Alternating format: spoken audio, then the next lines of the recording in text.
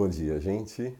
Hoje é segunda-feira, 26 de novembro, nosso Paz e Bem de número 13. Para começar, os dois pedidos de sempre. Inscreva-se no canal Paz e Bem e aperte o botãozinho lá com o sininho que tem do lado do botão da inscrição para você receber as notificações da programação, né? Por enquanto temos apenas este programa do comecinho da manhã, bom, mas que está disponível o dia inteiro, à noite, está disponível sempre, né? Nessa maravilha aí das redes sociais, pelo YouTube. Mas em breve haverá outros programas, nós estamos cuidando, né, de construir uma programação bem legal para compartilhar essa temática da espiritualidade. Uma espiritualidade com um recorte particular, já falei disso em outro programa. Uma espiritualidade para a qual não há fronteiras entre as religiões, os credos e os pensamentos. O recorte é o recorte de uma espiritualidade engajada com os mais pobres, com os oprimidos, engajada com a busca da verdade e na busca da paz e da justiça. Então, este é o recorte, né? Neste recorte cabe todo mundo. Nesse recorte cabe todo mundo. O canal Paz e Bem nasce sob o impulso muito terno da TV 247, onde eu trabalho, mas por uma grande generosidade do Leonardo Atush, que é o fundador do Brasil 247, da TV 247, que abraçou essa ideia de uma espiritualidade engajada como algo necessária na reflexão política, econômica e social do Brasil. Tá bom? Vamos lá. Hoje eu trouxe algo que é muito caro à minha trajetória de espiritualidade, que eu queria partilhar com você. E acho que toda vez que a gente partilha aquilo que é verdade, isso ganha uma força grande, grande. Como eu já falei outras vezes, eu sou cristão católico, né, de uma trajetória muito irregular. Outro dia a gente pode conversar sobre isso, mas o que interessa é que eu sou cristão católico e hoje eu trouxe para a nossa reflexão a leitura do Evangelho das missas de hoje, da missa de hoje, da missa de segunda-feira. Há uma particularidade nisso que sempre me seduziu, sempre me cativou muito na Igreja Católica, esta ideia de que a ideia da catolicidade, né, de uma igreja universal, há uma ordenação, não é? Há uma determinação do Vaticano, e essa ordenação foi atualizada a partir de uma reforma litúrgica feita no Concílio Vaticano II, ali entre 62 e 65, que prescreve as leituras que são feitas em cada missa, cada dia do ano. Então, primeira leitura, em geral, do Antigo Testamento, o Salmo, né, chamado Salmo de Resposta, a primeira leitura, e depois o Evangelho. Nos domingos tem ainda uma segunda leitura, em geral, tirada das cartas de São Paulo. Então, em todo o mundo se reza nas missas, se medita nas missas a mesma passagem do Evangelho diariamente, com algumas adaptações em função de datas nacionais, de celebração de um santo ou de um evento das igrejas locais. Bom, qual é a reflexão de hoje e que eu achei que valia a pena a gente partilhar? É uma reflexão bem importante, que é um trecho curtíssimo do Evangelho da viúva que dá 2 moedas no tesouro do templo. Vamos lá. Lucas, capítulo 21, de 1 a 4, já no final do Evangelho de Lucas. Então está Jesus com seus discípulos ali no templo em Jerusalém. Levantando os olhos, ele viu os ricos lançando ofertas no tesouro do templo. Viu também uma viúva indigente que lançava 2 moedinhas e disse: de fato, eu vos digo que esta pobre viúva lançou mais do que todos, pois todos aqueles deram do que lhe sobrava para as ofertas. Esta, porém, na sua penúria, ofereceu tudo o que possuía para viver. Ou, numa outra tradução, ofereceu sua vida. É uma passagem fantástica porque Jesus inverte completamente a lógica do mundo. Tem mais valor as duas moedinhas da viúva, é uma obra de misericórdia muito mais relevante as duas moedinhas da viúva do que as fortunas depositadas pelos ricos no tesouro do templo.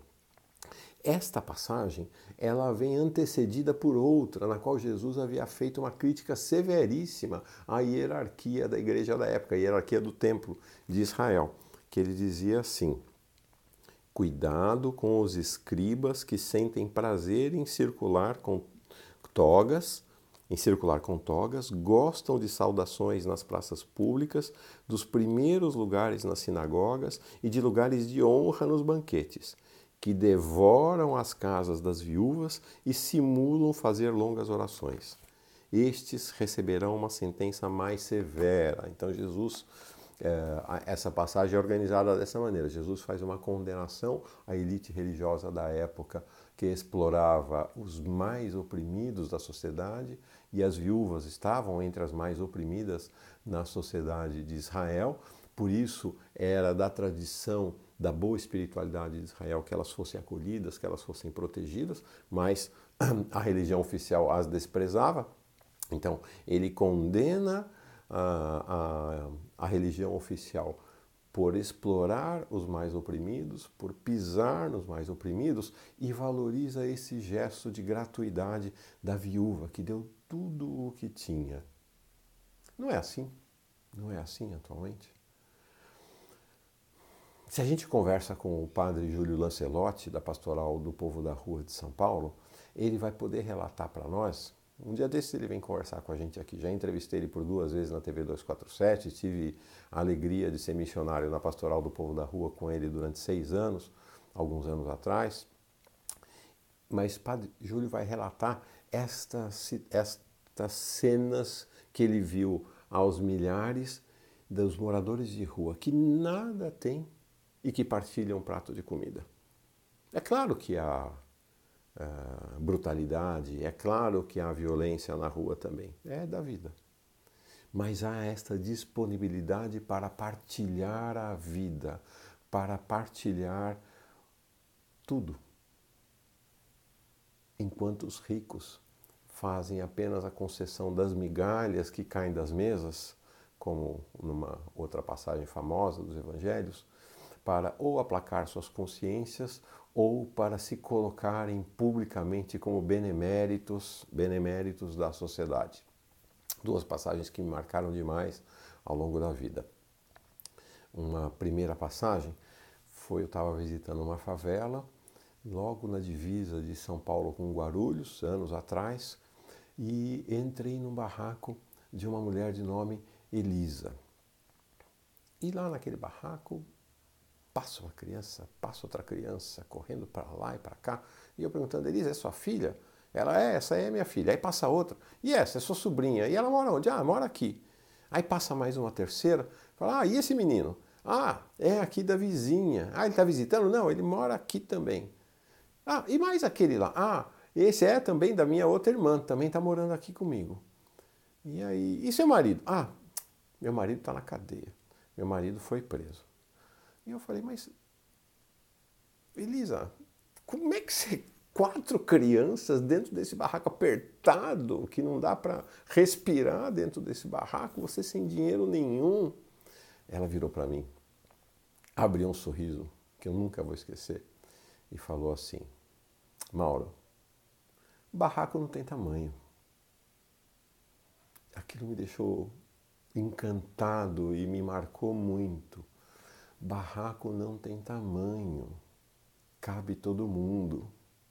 Então, no coração do pobre, há disponibilidade para doar a vida. Uma disponibilidade que não é a disponibilidade dos ricos. Não existe no mundo dos ricos, porque no mundo dos ricos o que conta é dinheiro e não misericórdia, e não um coração aberto ao sofrimento do outro. Outra passagem. Em 2014, início de 2011, 2010 ou 2010. Eu passei uma experiência fantástica, morei durante pouco mais de um mês numa favela na divisa de São Paulo com Santo André, favela Lamartine, com uma comunidade fundada por Padre Alfredinho Kuntz. Ele já havia morrido, um homem memorável, um dia desses vamos conversar sobre ele. Comunidade do servo sofredor, inspirada nos cantos do servo sofredor do profeta Isaías. Então, eu estava lá morando na comunidade, morava numa capelinha, dentro de uma capelinha, Capelinha Nossa Senhora Aparecida, bem no alto da favela, uma favela muito pobre. E uma das líderes da comunidade, então, levou para me apresentar para as pessoas da favela. E aí, uma coisa fantástica aconteceu. Nunca comi tão bem na vida. Em cada barraco que eu ia, ela avisava antes que ia me levar, era um almoço melhor que o outro. Era uma comida melhor do que a outra. É curioso, porque lá é que eu aprendi a cozinhar, lá que eu ganhei gosto pela cozinha, por esta ideia da refeição como partilha, da cultura da comensalidade. A mesa, por sinal, a mesa é fundamental no Evangelho de Lucas, é uma sucessão de mesas, né? O Evangelho vai passando de mesa em mesa, né? São 17 situações no Evangelho de Lucas que acontecem ao redor da mesa. Na mesa se partilha a vida. E qual era a característica dessas refeições ali? A mesma da viúva que deu tudo o que tinha com as 2 moedinhas. Quando eu entrava nos barracos para comer, não era como numa casa de classe média, eu sou uma pessoa de classe média. A gente convida alguém para comer em casa e estamos partilhando de algo que está disponível ali, né? A gente tem, né? Não é rico, mas tem. Então não nos faz falta. É um sobrante, algo que sobra, que a gente vai partilhar com o convidado. Ali não. Ali era a partilha da comida que era a comida para alimentar aquela família. Era a essência, era o coração, eram as 2 moedinhas. Era a partilha da vida mesma de cada uma das famílias e das pessoas com as quais eu convivi e que tive a alegria de fazer as refeições nos barracos da favela Lamartine. Eu fico indignado quando a direita brasileira, a extrema-direita, ainda mais agora com esse governo Bolsonaro, né, os ricos do campo, mas também os ricos da cidade, até pessoas de classe média, demonizam o sem terra. Essas pessoas não têm a menor ideia do que é viver debaixo da lona preta, sob o sol, sob a chuva, sob o frio, sob o calor. Debaixo das lonas pretas do sem terra, em seus acampamentos, em todo o país, tem partilha. Partilha-se tudo. Partilha-se a vida, partilha-se aquilo que não tem, mas de que de maneira misteriosa aparece e é compartilhado por essas comunidades. Comunidades que nada têm, mas têm misericórdia. Os sem teto, os sem terra, deveriam ser a grande referência do país, a grande referência de misericórdia do país. Pois é entre os sem teto, entre os sem terra, nas favelas, nos cortiços, nas palafitas, que se encontram as viúvas que dão as 2 moedinhas e que para Jesus Cristo tem muito mais valor do que qualquer rico com a sua generosidade, com a sua aparente generosidade.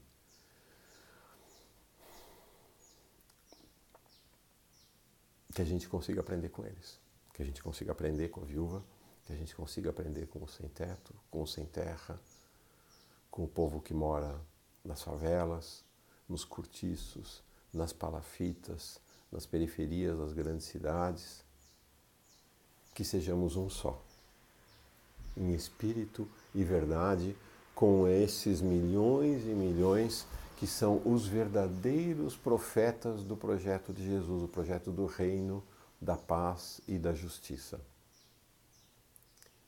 Que essa semana, no domingo que vem, Nós vamos celebrar, os cristãos católicos e cristãos de algumas outras denominações também, o primeiro domingo do Advento. Advento, o período são 4 domingos de espera até o Natal, de espera da chegada do menino, de espera da chegada do mais frágil dentre os frágeis, né? Um bebê pobre, nascido lá num buraco em Israel. Que a gente possa, então, ao admirar, ao fazer a caminhada até este momento, né, de reunião em torno do mais frágil, do mais pobre, desse bebezinho que vai nascer, que a gente possa admirar também a fragilidade e a beleza da misericórdia desses milhões e milhões e milhões de brasileiras e brasileiros que são nossos professores, que deveriam ser amados e não odiados.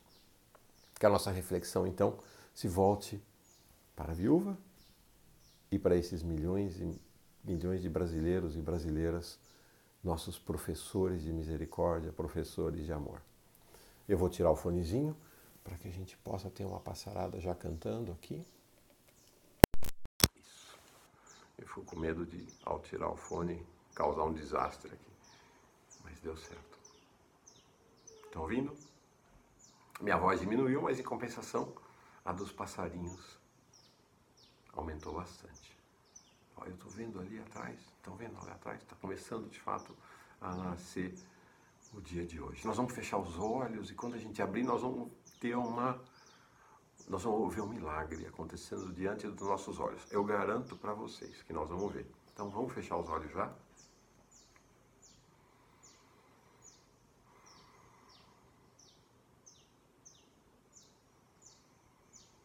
Espinha ereta, coração tranquilo. Para onde você estiver. Onde você estiver assistindo esse programa, em casa, no trabalho, na rua, para. Se vai para um canto mais silencioso,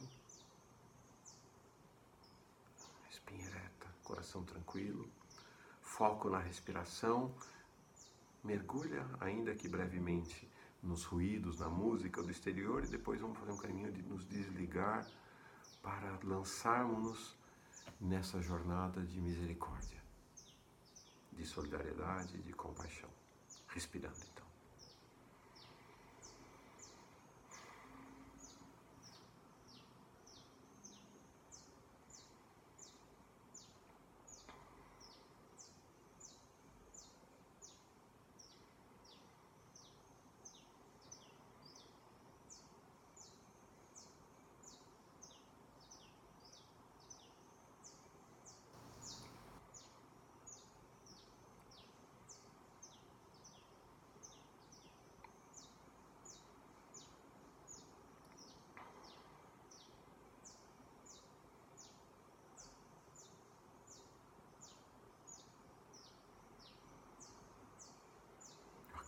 Eu vou abrir meus olhos, vamos todo mundo, você que está aí em casa, no trabalho, você, irmão, irmã, abrindo os olhos.